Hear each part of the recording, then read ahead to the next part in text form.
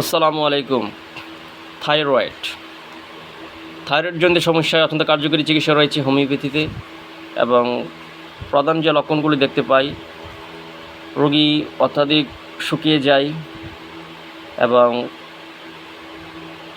প্রচুর খাবার খাওয়ার পরেও দেখা যায় শুকিয়ে যাচ্ছে।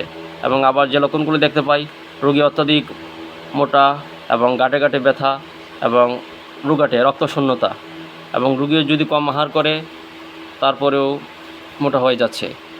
এরকম প্রধান লক্ষণগুলো দেখতে পাই থাইরয়েডজনিত সমস্যায়। এবং মহিলাদের ক্ষেত্রে থাইরয়েডজনিত সমস্যা অধিকাংশই মাসিক বদ্ধ থাকে এবং বিভিন্ন রোগে আক্রান্ত থাকে।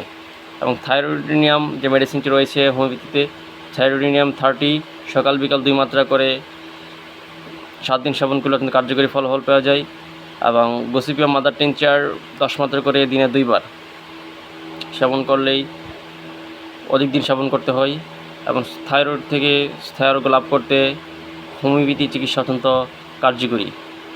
সবাই সুস্থ থাকুন, শুভকামনা। আল্লাহ হাফেজ।